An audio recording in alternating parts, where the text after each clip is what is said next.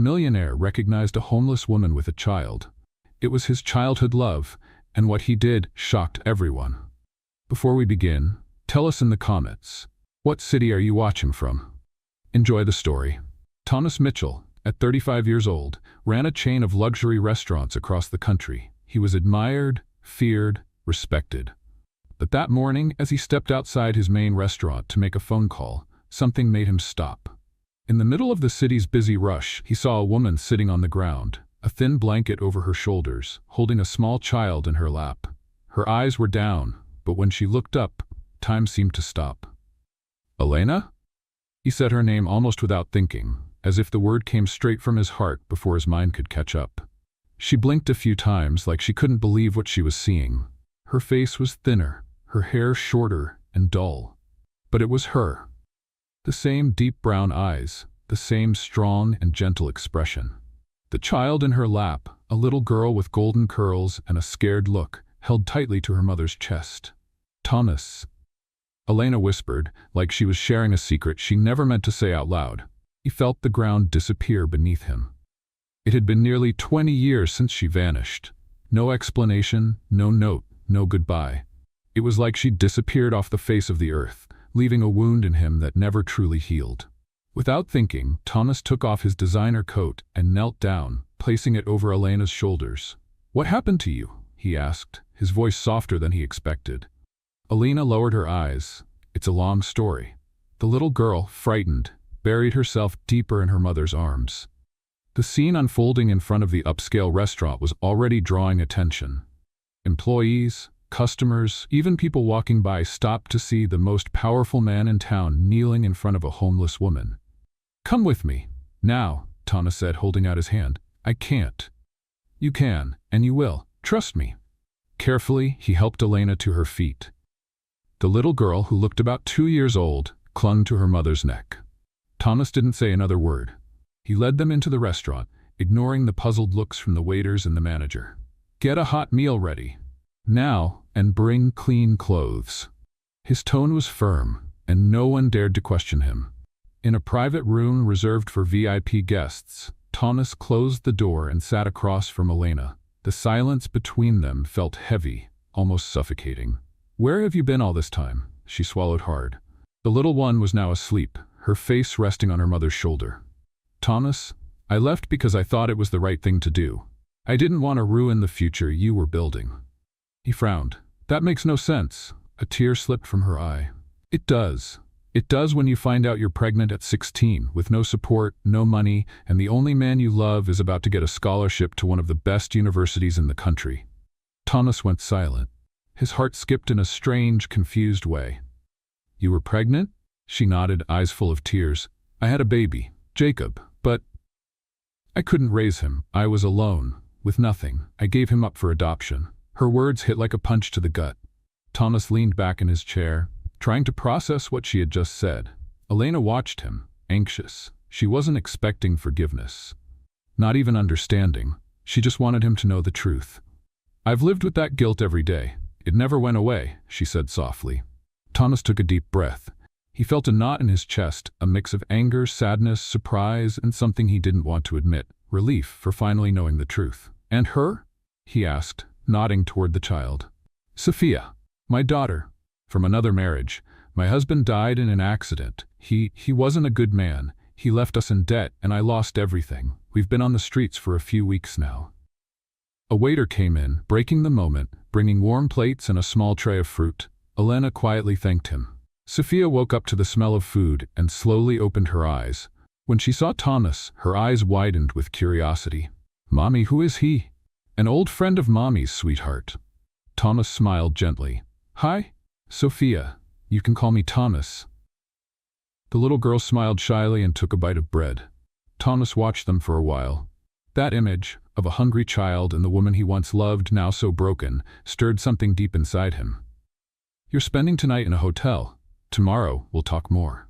Elena wanted to say no, out of pride, out of fear, unsure how to accept help from someone she had hurt so deeply. But she simply nodded, because, for the first time in many years, someone was treating her with dignity. And she didn't know that this gesture would change everything. The hotel room was simple, but comfortable. Elena didn't know how to react when she saw the soft bed, the clean bathroom, the sheets folded so neatly. After weeks of sleeping in crowded shelters, cold sidewalks, and station benches, that space felt like an almost unreachable luxury. Sophia ran to the window, amazed by the city view. "Mom, you can see the top of the world from here." Elena smiled, kneeling beside her daughter. "It's beautiful, isn't it?" she whispered, holding her little hand. Outside, Thomas waited in the hotel lobby. The driver was ready to take him back to the office, but he couldn't leave. The image of Elena and Sophia stayed with him. Something inside had been stirred, an old instinct, long forgotten but still alive. A mix of protection and love, and maybe, just maybe, a need to make up for what couldn't be saved in the past. While he waited, Thomas picked up his phone and called Marcus. "Marcus, I need you to get documents, clothes, and everything a woman and a child might need. Her name is Elena Rodriguez, and the girl, Sophia." "Who?" Marcus asked, suspicious. "Just do what I asked. Is this about the woman from this morning? The one sitting on the sidewalk?" "That's right. She's going to work with us." "What? Thomas, are you out of your mind? Do you even know her?" "I know her better than anyone. Just do it. Tomorrow, I want her at the Tribeca location as an assistant manager. Start the hiring process right away." Thomas hung up before Marcus could argue further. He knew he was going against all the rules of his own empire. He always said his network stood for professionalism above all. But at that moment, his heart spoke louder than any policy. The next morning, Elena woke up to the sound of the TV. Sophia was already sitting on the carpet, glued to a cartoon. Elena stretched, and for a moment, forgot she was in a hotel room. Only when she noticed the clean clothes hanging over the chair and the new bag someone had quietly left during the night did reality hit her. She sighed, feeling both grateful and a little ashamed. 2 hours later, she stood at the entrance of the Tribeca restaurant. The automatic doors opened as she stepped forward, revealing an elegant space with glass walls, dark wood, and the gentle scent of fine spices in the air. She felt out of place. Even dressed in professional clothes with her hair neatly tied back, the uncertainty was still in her eyes. A young woman with red hair and a sharp gaze approached. "You must be Elena. I'm Brooke, the general manager here." Elena extended her hand politely. "Thank you for having me." "Direct orders from the boss," Brooke said with a half smile, though her eyes still scanned Elena from head to toe. Within the first few minutes, Elena could already feel the weight of curious looks, quiet whispers, and judging glances from her coworkers. But she was used to it. Being invisible on the streets had taught her that the world tends to judge before it asks. By the end of the day, she had memorized the menu, learned how the internal system worked, and avoided 3 attempts at casual conversation about her connection with Thomas. She left exhausted but with her head held high. Thomas followed everything from a distance, reading the reports and listening quietly to the feedback. He didn't want to interfere too much, but he also couldn't stay completely detached. That evening, he decided to visit the Tribeca location unannounced. He found Elena in the office organizing papers, dressed in a spotless uniform and looking focused. She turned and smiled when she saw him. "Good evening, Mr. Mitchell," she said playfully. "Mr. Mitchell? That's new?" He smiled back, crossing his arms. "How was your first day?" "Challenging, but fair." "Was anyone unpleasant?" "Nothing I can't handle." He watched her for a moment, admiring not just the beauty that was still there, but her strength, the way she stood firm even while carrying so much inside. "I have a proposal," Thomas said, pulling an envelope from his jacket. "It's a 3-month contract as assistant manager. Full salary, housing included, health insurance too. 3 months? Long enough for you to get back on your feet, or to convince me to keep you forever." Elena held the envelope with trembling hands. "Why are you doing this?" "Because one day you believed in me when no one else did, and maybe now it's my turn to return that." She tried to answer, but something in his eyes made her stay silent. It was a look that said more than words ever could. But while they shared that quiet moment, across the city, Marcus stared at his computer screen, frowning. On the screen there was an old photo, Thomas and Elena at 16 lying on the grass in a park, laughing. And in his drawer, a yellowed, wrinkled letter. A letter he had written himself, pretending to be Elena. Thomas was watching the activity in the dining room of one of his most prestigious restaurants, but his mind was far away. Even in the middle of a strategic meeting with his team, he couldn't focus.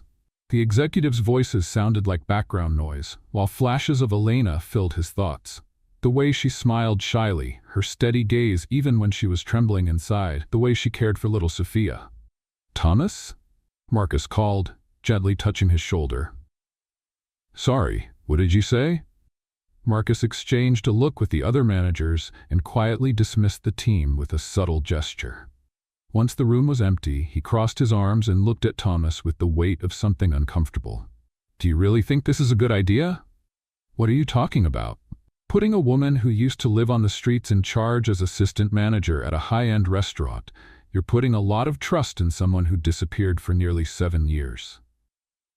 Thomas leaned forward, resting his elbows on the table, and looked at his friend with determination. "You don't know what she went through. Neither do you."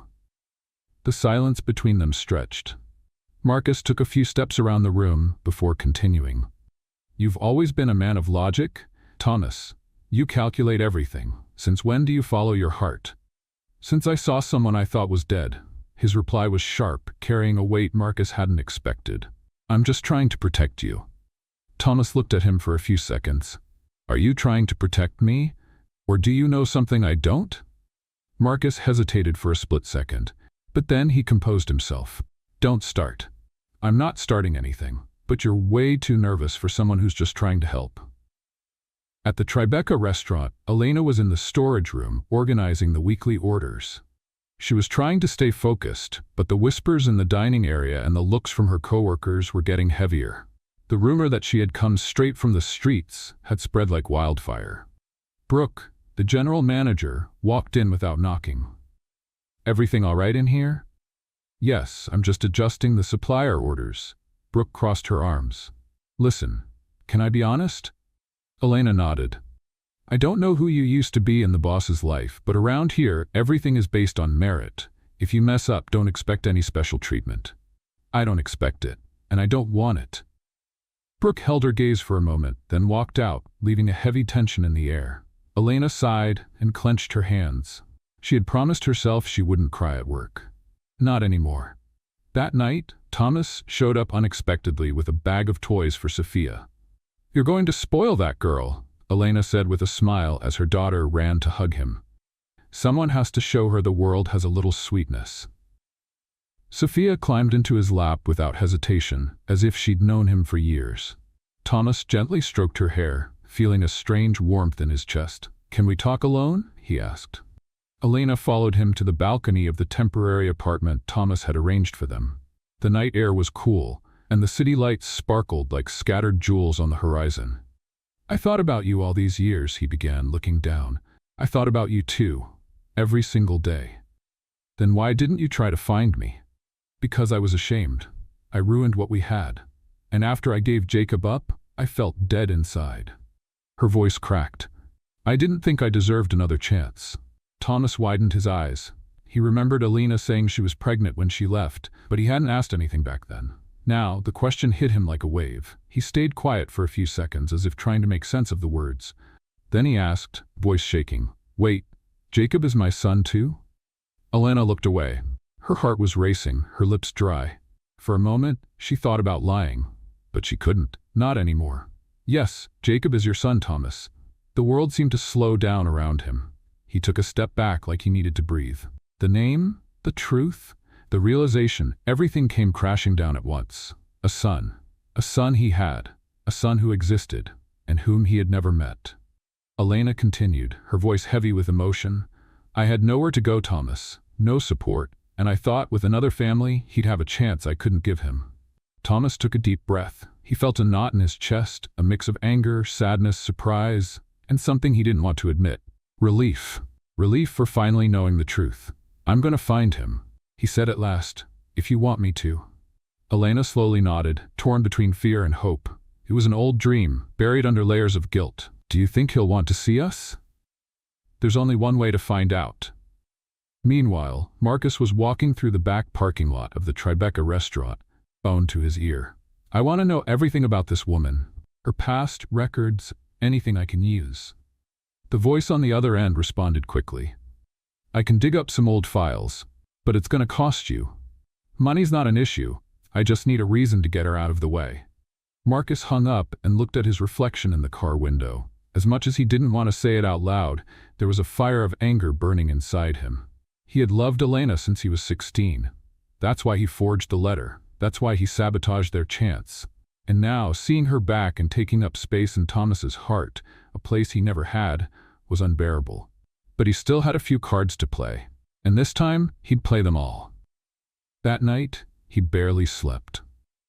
The news that he had a 7-year-old son echoed in his mind like a bell that wouldn't stop ringing. Every time he thought about the name Jacob, his heart tightened, a mix of guilt and urgency he had never felt before. Early in the morning, before the sun even rose, he was already at the office. He sat down in front of his computer, opened his email, and typed one line. I need the best investigators to find a child given up for adoption in New York 7 years ago. Mother's name, Elena Rodriguez. And he sent it to his personal lawyer. Meanwhile, Elena was getting ready for another day at the Tribeca restaurant. Despite the dark circles under her eyes, she held her head high. Sophia was still sleeping in the next room, holding tight to the new stuffed bunny Thomas had given her. On her way to the restaurant, Elena felt the weight in her chest. Telling Thomas the truth had been a relief, but it also left a wound wide open. Now that he knew about Jacob, everything could change. What if he judged her? What if he wanted to take the boy from her, even though they didn't have him anymore? She still remembered the day she signed the adoption papers, her vision blurry and her hands shaking. She never forgot the smell of the hospital pillow, the warmth of his tiny body in her arms, or the pain of leaving him behind, knowing she'd never have another chance to see him again. Now, there was a chance. And she wasn't sure she was ready. Across town, Marcus was sitting in a quiet coffee shop with a man who looked ordinary but had sharp eyes. His name is Jacob Rodriguez? The man asked, typing on his laptop. Just Jacob, Elena's son. He must have been adopted from a hospital somewhere in the city about 7 years ago. The man kept typing, eyes glued to the screen. I can find out where he is, but you have to tell me exactly why you care so much, because if someone finds out... I just want to protect my best friend, Marcus said without hesitation. The man looked at him for a moment, then nodded. It's going to cost me to get into the adoption system, but give me 2 days and I'll have an answer for you. Marcus walked out of the cafe with a slight smile on his face. That was it. If he found the boy before Thomas did, he'd be in control of the situation. And with control, he could shape the future. That afternoon, Thomas showed up at the Tribeca restaurant. No warning, he just walked in and looked for Elena. She was in the kitchen, supervising a delivery. I need to talk to you, he said, calm but serious. Elena followed him into one of the office rooms. Her heart was racing. She had known this moment would come. I hired a team to try and locate Jacob, he began. They're already looking into the adoptions from that time. Elena nodded, swallowing hard. And if they find him? The choice to reach out will be yours, Thomas said gently. But I would like to meet him, if he's open to it. Tears welled up in her eyes.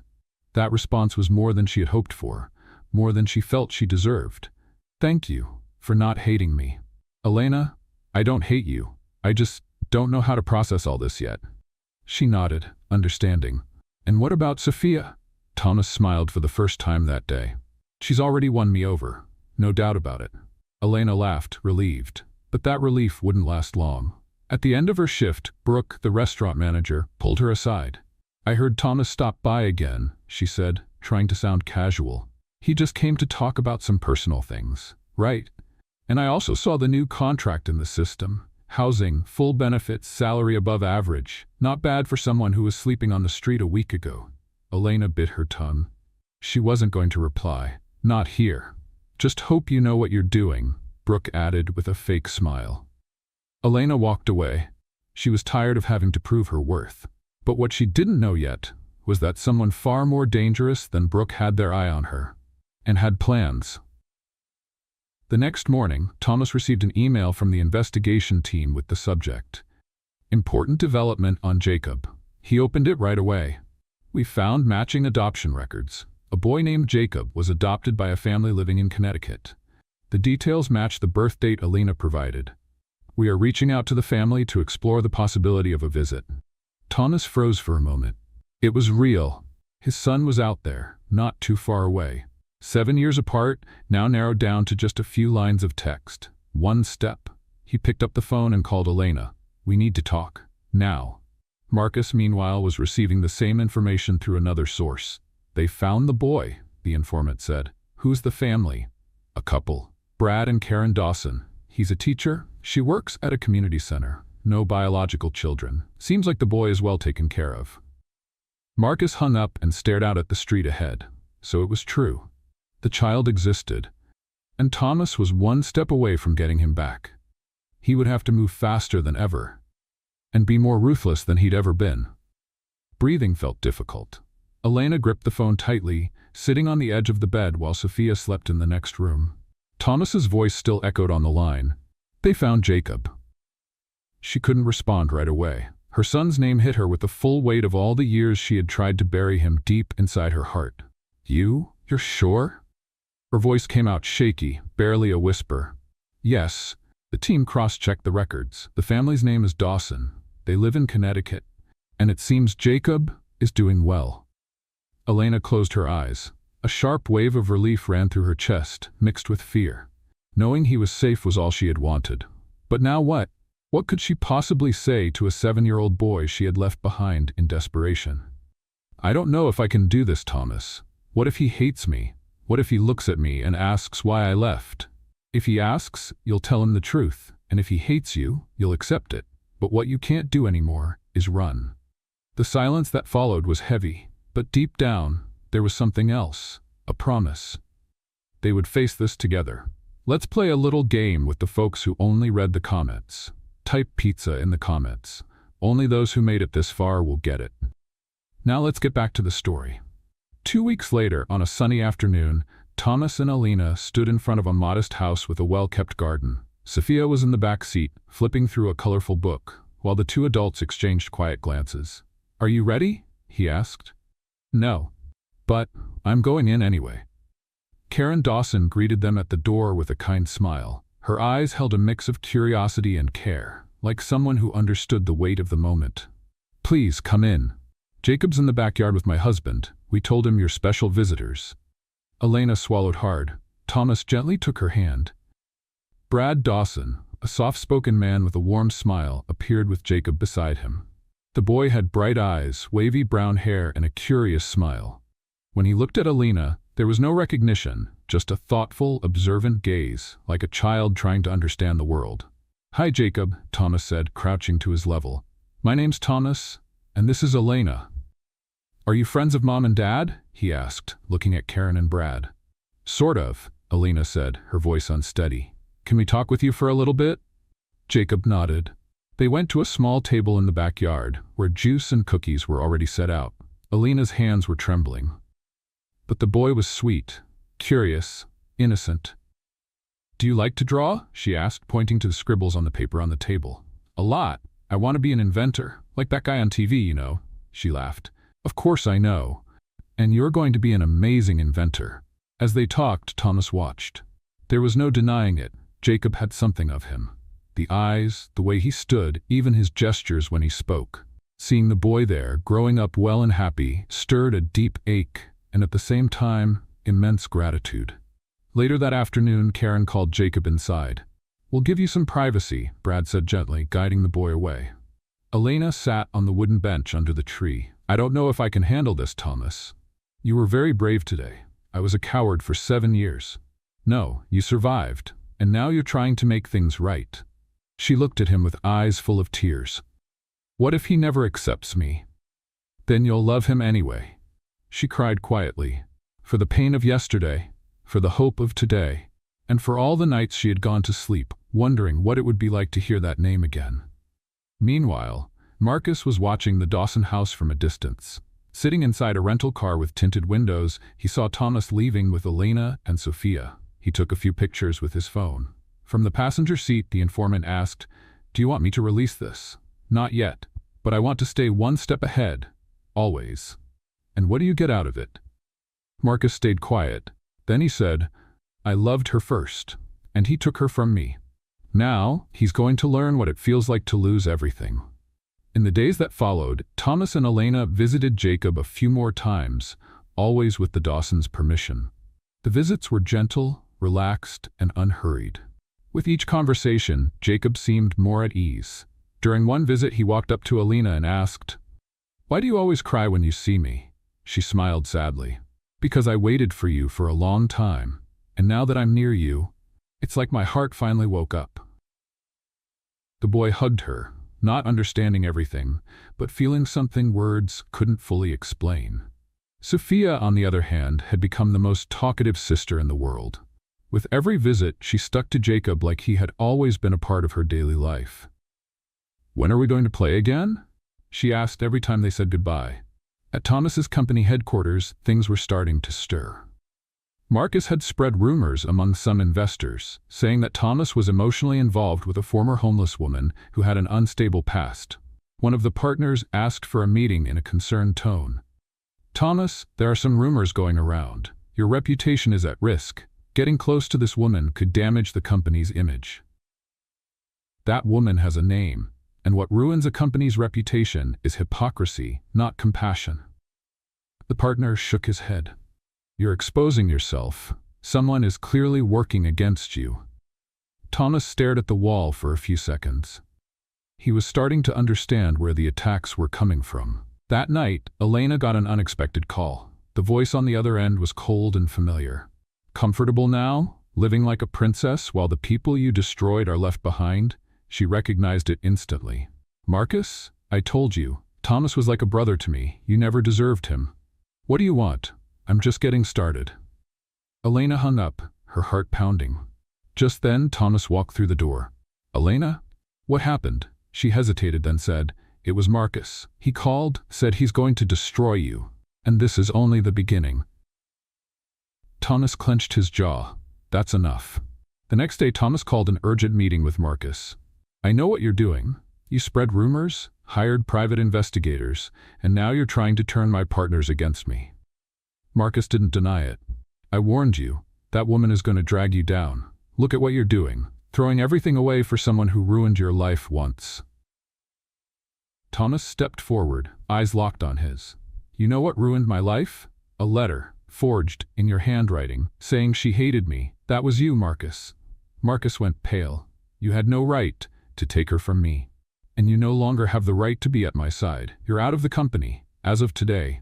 Marcus tried to protest, but Thomas had already turned around. A step forward, a decision made.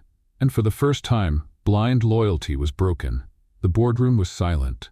Marcus stood still, staring at Thomas as if he were waiting for him to change his mind. As if all the years of so-called loyalty could outweigh the very real betrayal he had just confessed. You're not going to do this to me, he finally said, breaking the silence. I already did, Thomas replied flatly. And if you want to avoid a lawsuit for sabotage and defamation, I suggest you sign your termination papers without a fight. Marcus scoffed and took a step closer. All of this? Because of her? Thomas didn't hesitate. No, this is because of you. Marcus's eyes lost their fire. For a moment, Thomas almost saw the boy who had once been his best friend, the fast-talking kid who helped pack lunches in his grandmother's kitchen. But that boy was long gone. In his place stood a bitter man, angry over unreturned love and the choices he'd made. You're going to regret this, Marcus muttered before storming out, slamming the door behind him. Thomas stayed quiet for a few moments, trying to calm the storm inside. He knew he had made the right decision, but the victory felt bitter. Outside, Elena sat in one of the lobby chairs. When Marcus walked past without even looking at her, she already knew what had happened. Thomas followed soon after. His face was tense, but there was something new in his eyes. Relief. He's gone? She asked softly. He's out of the company, and out of my life. Elena held his hand tightly. I'm sorry. Don't be. He made his choice and now I've made mine. She looked at him a little longer than she should have. The silence between them was filled with memories, regrets, and possibilities. In the days that followed, Thomas focused more than ever on reconnecting with Jacob. Their meetings became regular, always with the adoptive parents, Karen and Brad, present. They made it clear they were willing to support the connection, as long as it was done with respect and care. One afternoon, while Thomas and Elena watched the children playing together in the yard, Sophia and Jacob laughing with a water balloon in their hands, she walked over to her ex-boyfriend with a shy smile. "He's like you when he's focused." Thomas gave a small smile. "And he has your stubbornness." Elena sighed. "I don't even know how to thank you for all this." "You don't have to thank me. You just have to stay." She turned her face toward him. She wanted to say more. But Sophia came running toward them, Jacob right behind her, laughing. Mom, Jacob's gonna teach me how to draw rockets." Elena smiled. "Then you'll be the world's first astronaut artist. And I'll be her rocket engineer," Jacob added excitedly. Thomas watched them, his throat tight. The scene in front of him was exactly what he never knew he needed: family. That night, Elena went out to the porch of the temporary apartment where she was staying. Thomas was already there, cast quietly drinking coffee. The city buzzed in the background, but they felt like they were in a world of their own. "I don't know if I can let all this happen," she said. "What do you mean?" "It feels unreal. After everything I've done. After everything I've hidden." "You didn't hide things because you wanted to. You were surviving. And what if Jacob asks me one day why I left?" Thomas looked at her seriously. "Then you tell him you were young, scared, and had no support. That you did the best you could, and you ask for forgiveness. That's all." She nodded, her eyes filled with tears. She moved closer and rested her head on his shoulder. Thomas didn't pull away. Instead, he put his arm around her. "I'm sorry for everything," she whispered. "Me too." Meanwhile, Marcus was making his own quiet moves. He wasn't planning to disappear. Not yet, and definitely not let Thomas rebuild his life so brightly. So, he went to the press. A journalist willing to publish a human interest story about Elena's past. 2 days later, the headlines started popping up. Former homeless single mom, now working alongside restaurant mogul. Secret romance? Employee hired without qualifications? Criticism grows over Thomas Mitchell's leadership. The article included old photos of Elena in shelters, details about her abusive marriage, and more subtly, suggestions that she had caught Thomas to secure her future. That same day, the board members called an emergency meeting. Thomas was summoned. "This is out of control. The media is already questioning the company's credibility. Investors are on alert," one director said. "I'll handle it," Thomas replied. "Personally." "And how do you plan to do that?" Thomas was quiet for a moment. Then he stood up. "With the truth." The next morning, he called a press conference at one of the chain's restaurants. The cameras were in place. The journalists, eager. Thomas stepped up to the small stage, holding an envelope in his hands. "Over the past few days, there have been rumors about my personal and professional life. Accusations that question the integrity of the company I built. So, I'm going to clear things up." Total silence. "Not long ago, I reconnected with Elena Rodriguez. Someone who was very important to me in the past. Yes, she experienced homelessness, but that doesn't define who she is. What defines her is the strength she showed to rise again, the way she cares for her daughter, the dignity she kept even when the world turned its back on her." Camera flashes went off. "I hired her because I trust her and because she's capable. And yes, we're building something personal. That doesn't make me less professional. On the contrary, it shows my faith in people." More flashes, murmurs, "And if that means some people will walk away from our brand, that's okay. But I want everyone to know that the values I stand for matter more than any contract." He stepped down from the stage to applause. Not everyone clapped, but those who knew him saw a new man emerge that day. Hours later, Elena watched the interview at home, tears in her eyes. Sophia was asleep beside her, worn out after another day of play. When Thomas arrived, he found Elena standing at the door, holding an envelope. "You didn't have to do that," she said, her voice shaking. "Yes, I did. The world needed to hear it." She stepped closer. "I still carry a lot of fear." "So do I. But between being afraid and running away, I choose to stay. With you." She hugged him tightly, and he hugged her back. And there, without big promises or dramatic declarations, the two of them just allowed themselves to breathe, together. The following week, Thomas was caught off guard by a phone call from Brad Dawson. "Jacob's been asking if he can spend a weekend with you."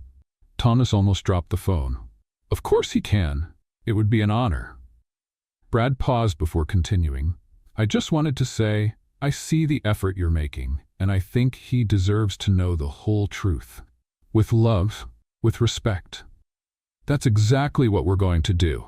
That Friday was unforgettable. Jacob arrived with a backpack on his shoulders, full of excitement, and was greeted with hugs from Sophia and smiles from Elena. They spent the weekend playing, baking cakes, and building blanket forts in the middle of the living room. On Saturday night, after the kids had fallen asleep, Thomas came up to Elena.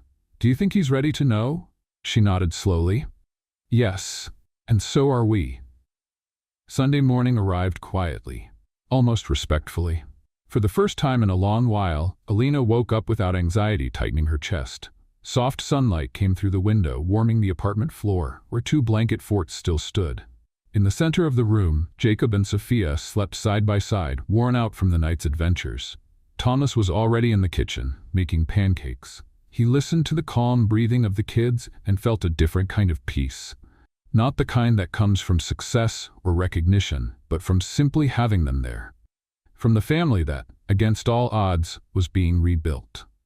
Elena tiptoed in, still in her pajamas. She smiled at the mess and at the care he was putting into flipping the pancakes just right. You've become a full-on weekend dad, she joked. I'm not sure if it's the hardest job or the most rewarding, but I'm enjoying it. She came closer and grabbed a cup of coffee. Today's the day. I know, I've thought of 1,000 ways to tell him, but none of them feel right. Because there's no perfect way. It just needs to be honest, kind, and true. Thomas nodded. He knew, and he felt the weight of it deep in his gut. Later, the 4 of them sat together in the living room after breakfast. Sophia was working on a puzzle on the rug, distracted. Jacob held a toy car in his hands, but watched the adults with the kind of quiet attentiveness only sensitive children have. Thomas took a deep breath, glanced at Elena, and then turned to the boy. Jacob, can I talk to you for a minute? Okay, the boy said, sitting beside him on the couch. We want to tell you a story that's about you, but also about Mommy Elena and me. Jacob frowned, curious. What kind of story? A story about choices and mistakes, and love too, Elena said softly. And about finding each other again. Thomas leaned down so he was eye level with the boy. A long time ago, when I was younger, I met a girl named Elena. We were very close friends, really close, and one day she had to leave without saying goodbye. At that time, she was going to have a baby. Jacob's eyes widened. She was your girlfriend? Yes. And the baby was me? The question came straight out, and for a moment time seemed to stop. Elena swallowed hard. Yes, sweetheart. It was you. Jacob stayed quiet. His eyes blinked quickly as if he were processing every word. Why did you leave? She moved closer and held his hands. Because I was very young. I was scared. I thought your life would be better with a family who could give you things I couldn't back then. And why did you come back? Because I never stopped loving you. Not even for a second. I just didn't know how to fix what I had done until now. Thomas leaned in too. And I only found out you existed a short time ago, and ever since all I've wanted is to be close to you, without taking anything away from anyone, just adding to it. Jacob didn't cry. He didn't yell. He didn't run. He just sat there, eyes filled with tears, trying to make sense of everything. So, are you my dad? Thomas felt his heart skip a beat. Yes, if you want me to be. The boy looked at him for a long moment, then turned to Elena, and then he asked, will my parents now still be my parents? Always, Elena answered right away. They're amazing, and they truly love you. That will never change.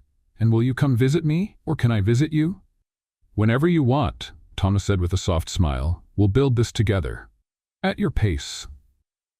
Jacob didn't say anything for a while. He just rested his head on Thomas's shoulder, and in that moment, without a single word, everything was understood. That afternoon, Sophia and Jacob ran through the park, played frisbee, shared an ice cream, and built sandcastles in the park's makeshift playground.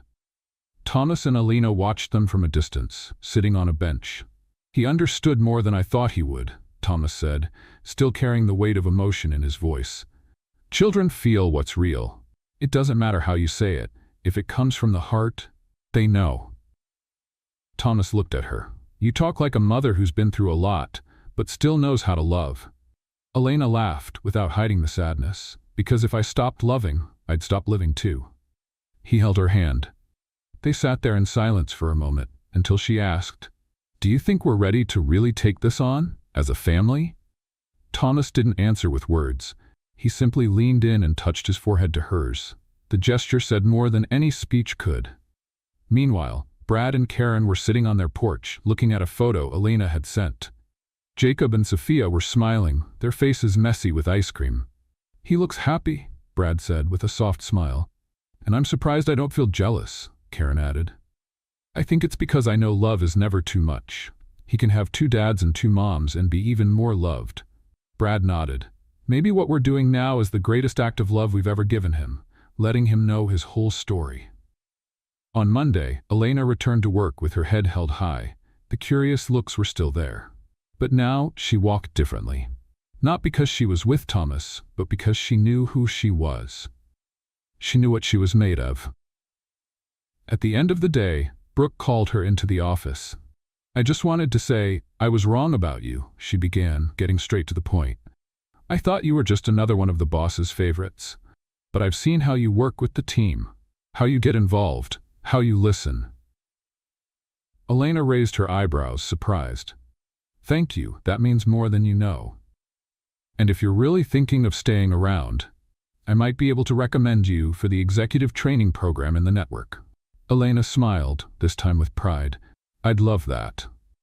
That night, Thomas made a simple dinner, but one full of meaning. Elena arrived carrying Sophia, and Jacob came running in behind her, still in his school uniform. "My teacher praised me today," the boy shouted. "She said my essay was the most touching one in the class." "What was it about?" Thomas asked. "My family." Thomas and Elena exchanged a look.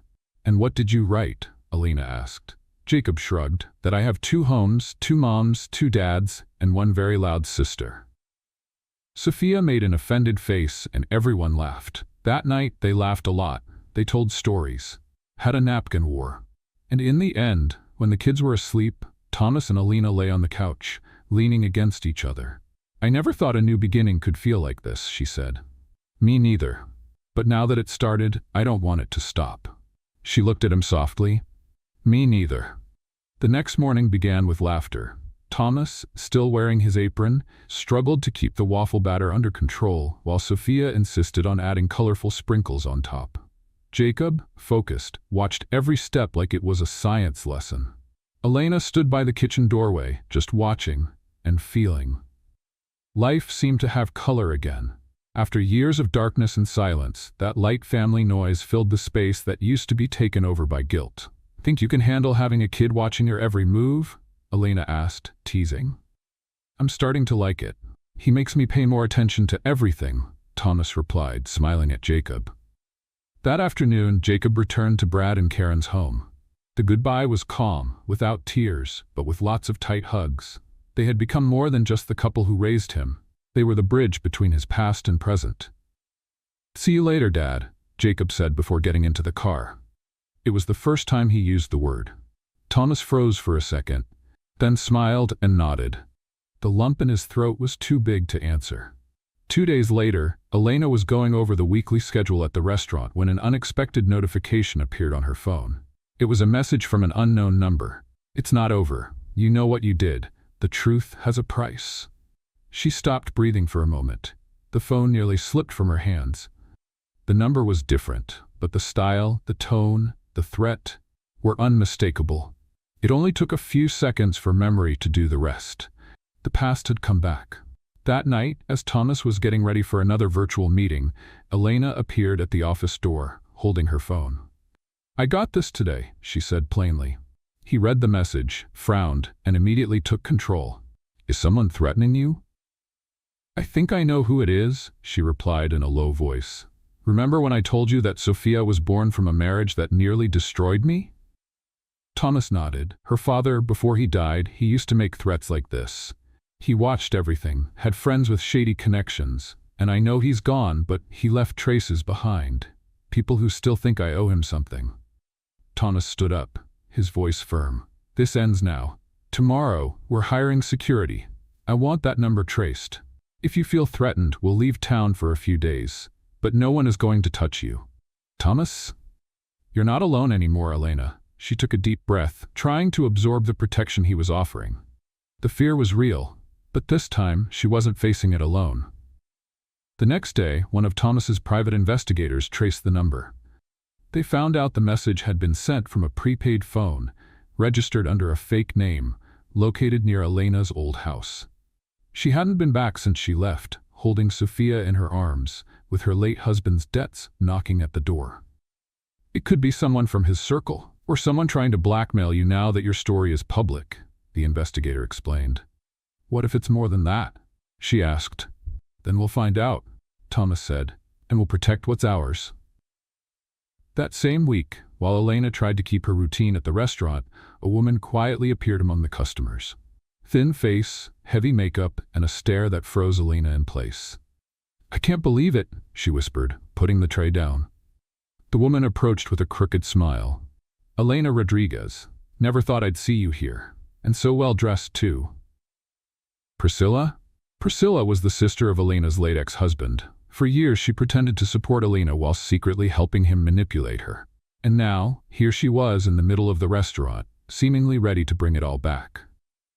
I heard your story made the news. The boss fell for the former homeless woman, is that it? Touching, almost sweet. Why are you here? Because there are things you forgot to pay, dear. Debts my brother left behind, and now they're on your shoulders. And if you don't want certain pictures and videos floating around, maybe we should have a nice, calm talk. Elena felt her blood run cold. Did Priscilla have copies of the old files? Those images from the darkest time with her husband? The time when she was humiliated, recorded, torn down piece by piece? Are you blackmailing me? No, I'm offering you a chance to clear your conscience and keep the new little life you built. Think about it. That night, Elena told Thomas everything. For years I suspected she had material to use against me, but I thought it disappeared when he died. And now she shows up, asking for money. Said if I don't pay, she'll release everything, even images of Sophia as a baby. Things that should have never existed. Thomas listened quietly. When she finished, he was pale, but composed. We'll handle this legally.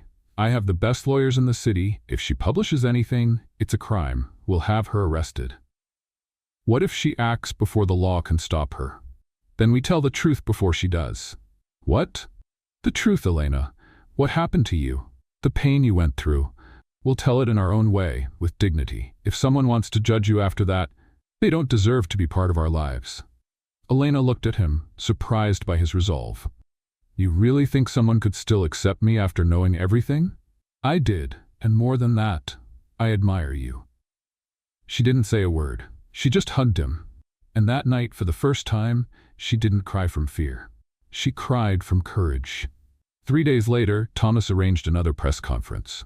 This time, Elena stood beside him, hand in hand. With a trembling but steady voice, she shared her story about her past with her ex-husband.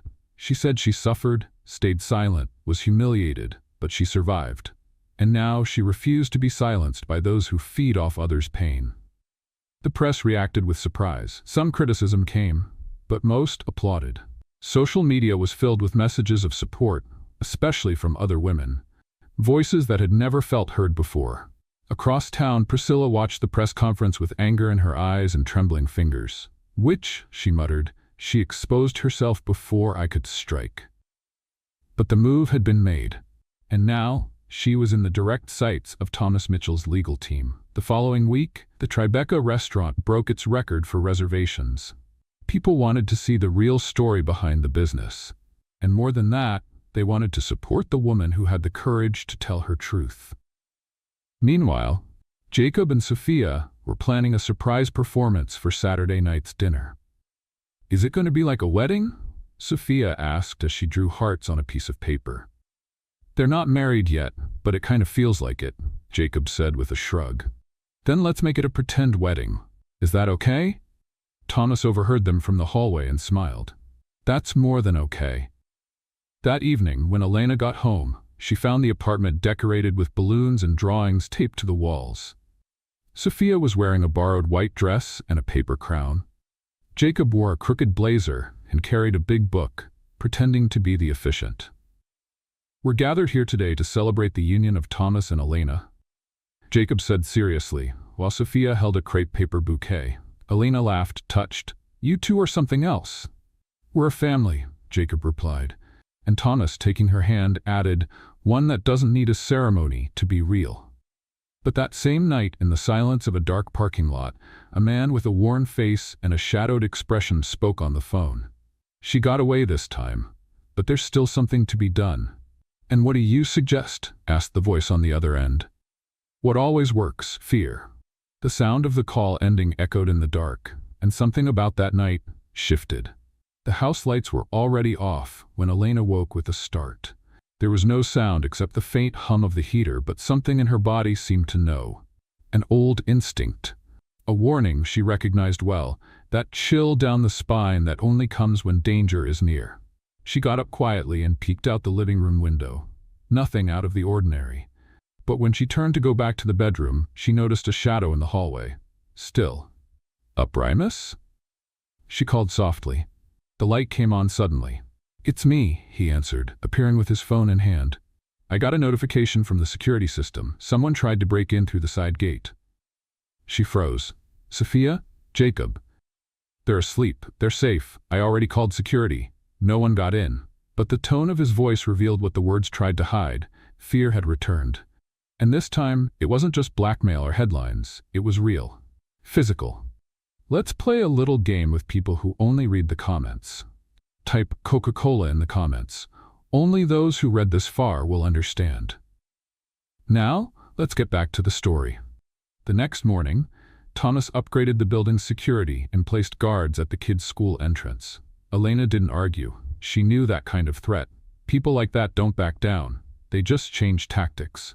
While organizing orders at the restaurant, she received a new message on her phone. A photo. It was Sophia, taken from a distance, at the school playground. And below, a short message. Pretty girl, shame if something happened to her. The phone fell from Elena's hand before she even realized it. Thomas dropped everything when she called him, her voice nearly unrecognizable. They're watching Sophia. He didn't ask for more details. He just got in the car, furious, his fingers shaking on the steering wheel. At the school, he found Elena holding their daughter tightly. Sophia, frightened, kept saying, a strange man stood on the street for a long time, watching her. Thomas knelt beside them. This ends now. For real. That night, Thomas called a meeting with his lawyer, the head of security, and a private investigator. I want to know who's doing this, and I want them out of our lives. I don't care what it costs. Priscilla's been off the radar since the press conference, but we have a new name, said the investigator. Alan Correa, former friend of Elena's late husband, criminal record, and he was seen near the school yesterday afternoon. Why is he doing this? Looks like he was paid, but he also has a history of obsession. From what we know, he was close to your ex-husband's family. Elena, who had been silent until then, whispered, Alan, he threatened me before, when I tried to leave the marriage. Thomas gripped her hand tightly. We'll protect you. All of you. What if he tries to take Sophia? He won't get near her again. But even as he said that, Thomas knew they needed more. They had to stop this man before he crossed a line that couldn't be undone. Over the next few days, the children were kept at home, watched over by security.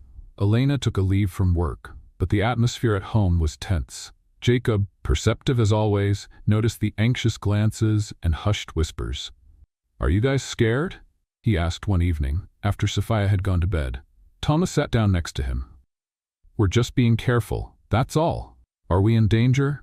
Thomas hesitated.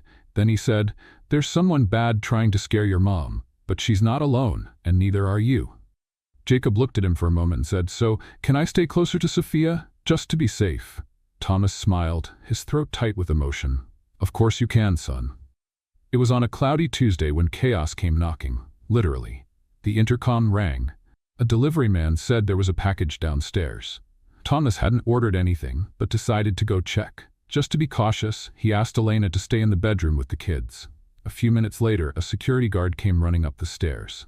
Mr. Mitchell, you need to see this right now. At the front desk, there was a sealed brown package. No name, no sender. Inside, only one thing, a tablet. When they turned it on, the video started automatically. It was a compilation of footage, old videos of Elena in vulnerable situations. humiliated, crying. Some showed Sophia as a baby, sitting in the corner of a messy room, and at the end a message appeared. Either you disappear, or this goes to the press, in 48 hours. Thomas closed the tablet forcefully, his jaw clenched. That's enough. That same day he took the video to the police. The lawyer filed an urgent restraining order against Alan and Priscilla. Still, it felt like they were always one step behind. He could release this at any time, the lawyer warned. And if he does? Elena asked. Will we survive it? Thomas looked at her, serious. We've survived worse. While the lawyers moved into action, Jacob and Sophia sat on the living room rug, making a poster with colored pencils. They wrote things like, Mommy is strong and Daddy is a hero. They added hearts and stars as if the world could be fixed with glitter glue. Elena watched from a distance, and then she cried. But it was a different kind of cry. Not from fear, it was pride and love. The next night, the lawyer called. We found Alan. He was hiding at a small inn outside the city. He's already been arrested. The police confiscated his electronics, and there's enough evidence to charge him with threats, extortion, and illegal possession of private material. Elena dropped onto the couch in shock. Does that mean it's over? It means he'll face the consequences, and now you can breathe. Thomas walked over and wrapped her in a tight hug. For the first time in days, she allowed herself to breathe deeply. That Friday, things returned to normal. Sophia went back to school, Jacob spent the weekend with them, and Elena returned to the restaurant. Brooke greeted her with a warm smile. They say you just won a battle. Welcome back, warrior. That night, Thomas took Elena out to dinner, just the two of them. No security, no phones, no fear. You look beautiful, he said when he saw her, and you look like you're about to do something crazy. He laughed, maybe. Over dinner, they talked about the future, about traveling, about turning the apartment into their forever home. And then at the end, Thomas stood up. He took a small box from his pocket and got down on one knee. Elena covered her mouth in surprise. I don't have an expensive ring right now, no flowers, but I do have the certainty that you're the woman I want to grow old with. You, Sophia, Jacob. We're a family, and I want to make it official. She laughed through her tears. Thomas? Will you marry me? She didn't hesitate. Yes. At the next table, noticing what was happening, people started clapping quietly.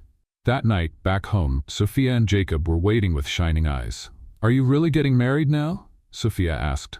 We are, sweetheart, Elena replied. Then can I be the flower girl? She shouted, excited. And I'll carry the rings, Jacob added.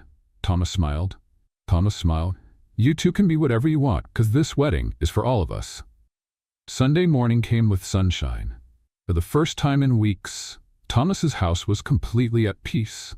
No rush, no fear. Just the warm sound of two children laughing in the living room while picking music for the wedding party. Elena sat on the couch with a cup of tea, watching with a calm smile. Since the proposal, something had changed inside her.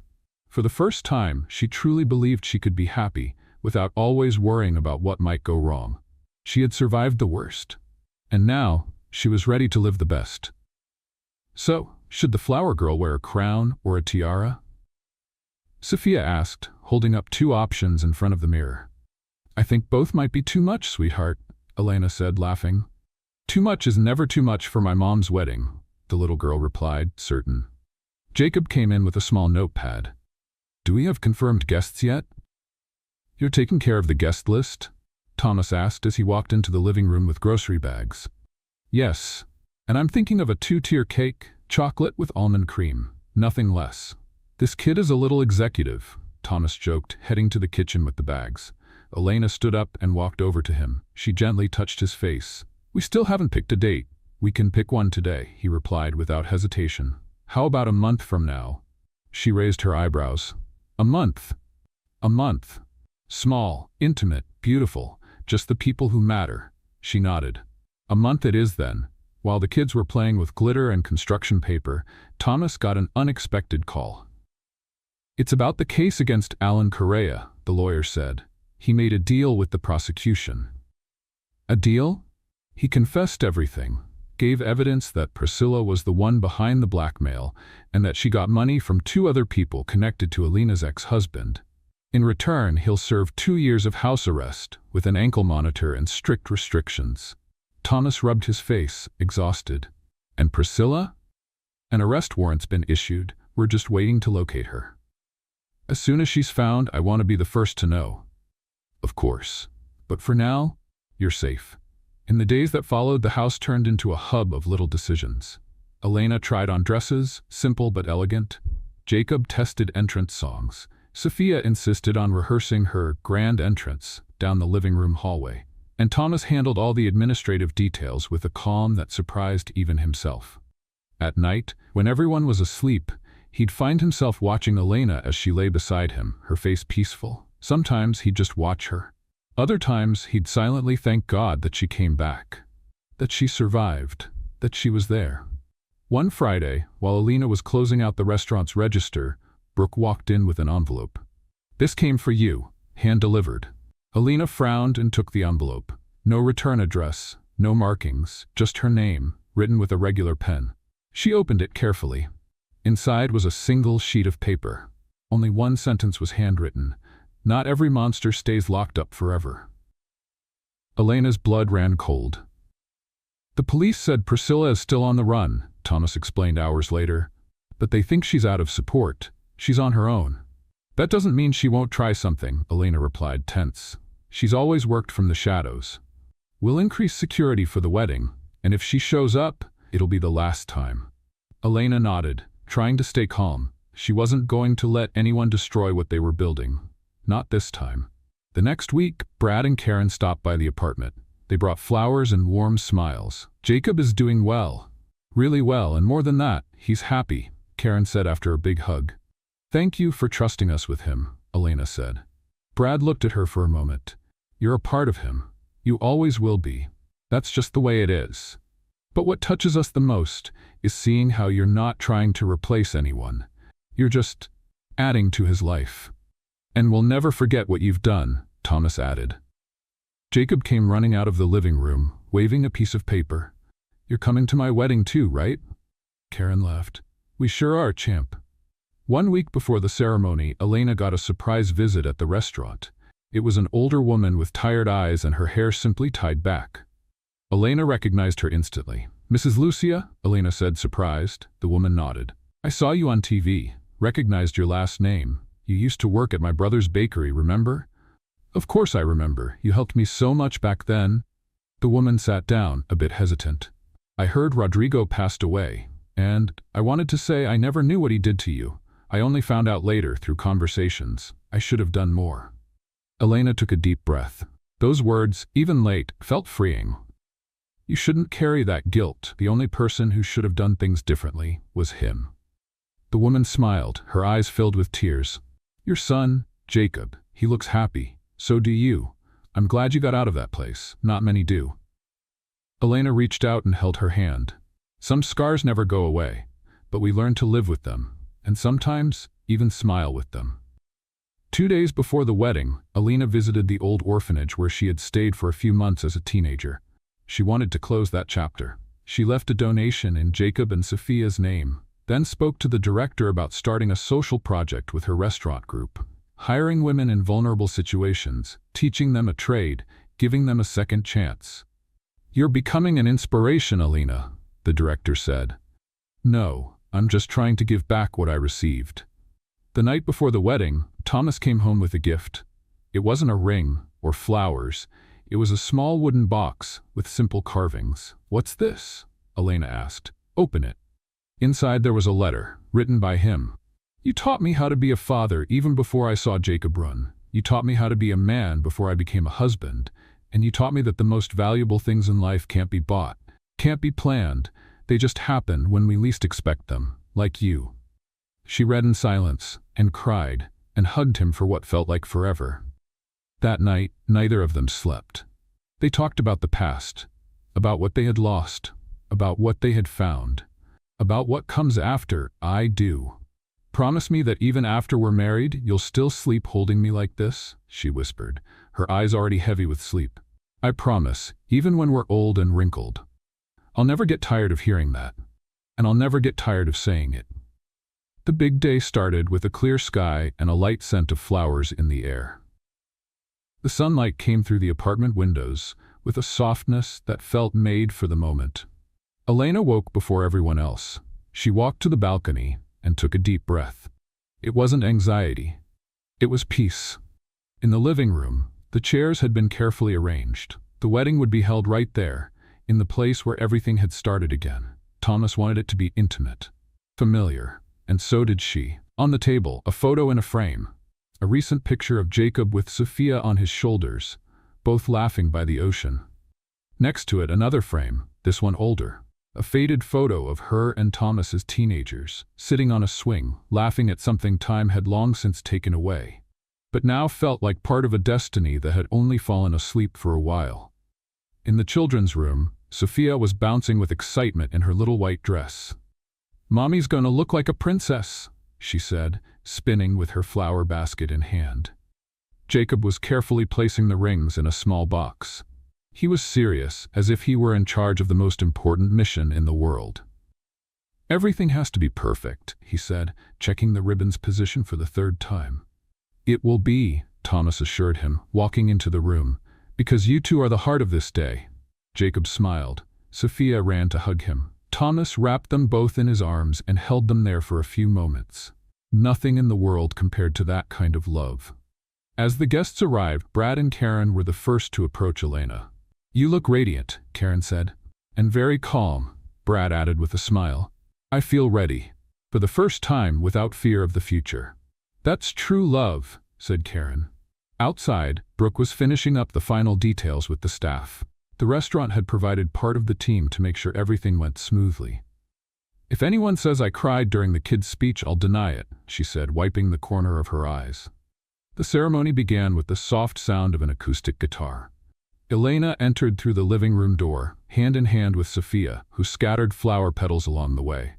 Her eyes met Thomas's, and the world around them seemed to disappear. He was there, standing, emotional, his white shirt slightly wrinkled from the nerves, a quiet smile, a full heart. Jacob stood next to the makeshift altar, holding the ring box with both hands, standing like a true gentleman. "You can start," he whispered, looking at the officiant. The officiant, a childhood friend of Thomas's, spoke only a few words, simple, but deep. "What we see here today is not just the union of two people, but the reunion of souls that survived everything. The silence, the distance, the fear. And now they've chosen, fully aware, to go on." Thomas held Elena's hands. "I promise to love you not only on sunny mornings but through cloudy nights. Not because you're perfect, but because we're imperfect together. And even so, nothing is missing." Elena smiled, her eyes filled with tears. "I promise never to forget where we came from and never let the past define us, because the life we're building now is already worth a lifetime." Jacob walked over and handed them the rings. "It's official now," he whispered. They exchanged rings. And when the officiant declared the "I do" accepted, the children ran to them, hugging them at once. The guests clapped, some cried, and others simply smiled with their eyes. It was a small ceremony, but it had everything that truly mattered. During the reception, held on the building's rooftop, Thomas pulled Brad aside. "I wanted to ask you something." "Of course."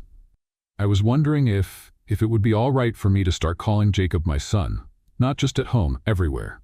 Brad looked at him, silent for a second, then nodded. "He already is. You just needed to accept it." Later, Elena danced with Sophia in her arms while Jacob pulled Karen onto the dance floor. Thomas watched for a moment, then walked over and gently twirled Elena, making Sophia giggle in the air. "This feels like a dream," he said. "It's real, and this is just the beginning." "Are you sure you don't want a honeymoon in the Maldives?" "My honeymoon is right here," she said. "With them. With you. How about a trip with the kids during the next school break?" "Approved." They laughed together and danced until the music stopped. In the days that followed, their routine returned with new energy. The restaurant launched a new social program to support women in vulnerable situations, led by Elena. The first group started with 10 students. Most of them were single mothers, some still living in shelters. "We're not giving charity," Elena said during meetings. "We're giving opportunity." Her life story had been featured in a well-known magazine, and, unlike what she feared, the response was overwhelming. Speaking invitations, partnership offers, donations. But she turned most of them down. "I want to grow slowly, sustainably, with purpose. 1 month after the wedding, Priscilla was found, arrested in another state using false documents. She was extradited and would face all charges under monitored release until trial. Elena received the news calmly. She was at peace. Nothing threatened her anymore. One autumn afternoon, Jacob came home from school with an envelope in hand. "Mom, can you read this?" Elena opened it and smiled. It was a note from his teacher. Jacob spoke about his family with so much pride that everyone wanted to draw their own families too. He told us he has 2 homes, but one heart that fits them all. "Congratulations. The love you have for him is easy to see." She looked at Thomas, deeply moved. "I think we're doing this right. We're doing our best, and that's everything." Later that evening, with the kids fast asleep, they sat on the couch side by side. Outside, the city sparkled with building lights and the distant sound of life moving forward. "Are you still afraid?" he asked. She paused for a moment. "I am, but not of the future. I'm afraid I'll forget how hard it was to get here and stop appreciating all of this the way it deserves." Thomas pulled her closer. "Then let's promise something." "What is it?" "That we'll always remember, so we never lose what brought us here." She nodded. "Promise." And that night, they fell asleep in each other's arms, like so many other nights. But this time, with the certainty that they no longer needed to run or hide or fear the pain. Because the love they built was strong enough to endure anything, and gentle enough to make everything worth it. What did you think of Thomas and Elena's story? Share your thoughts in the comments. On a scale from 0 to 10, how would you rate this story? Don't forget to subscribe and click the bell so you won't miss any of our stories. And if you want to hear more touching stories, just click right here on the end screen.